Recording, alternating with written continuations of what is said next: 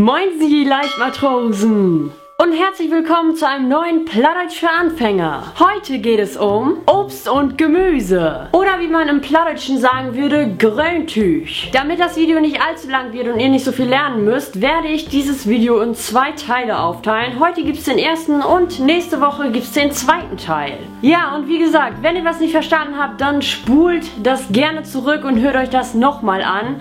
Und ich würde sagen, bevor ich hier noch mehr rede, fangen wir einfach an. Und denkt immer schön dran, Download lernen, das heißt im Deutschen, Übung macht den Meister. Banane, Banan, Bananen, Banan. Apfel, Apfel, Äpfel, Appels.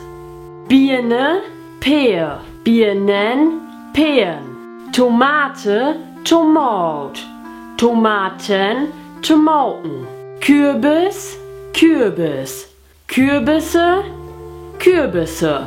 Bohne, Bohn, Bohnen, Bohnen. Grünkohl, Grönkohl, Grünkohlköpfe, Grönkohlkoppen. Erdbeere, Erdbeere, Erdbeeren, Erdbeeren. Pflaume, Plum, Pflaumen, Blumen. Apfelsine, Apfelsin, Apfelsinen, Apfelsinen. Erbse, Arf, Erbsen, Affen. Kartoffel, Tovel, Kartoffeln, Tovels.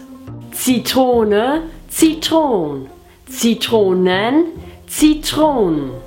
Nuss, Nöt, Nüsse, Nöten.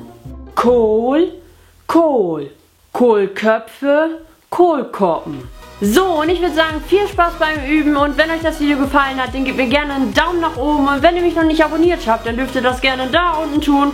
Und hier kommt ihr zum letzten Video und da zum vorletzten Video. Ich sag bis zum nächsten Mal und tschüss!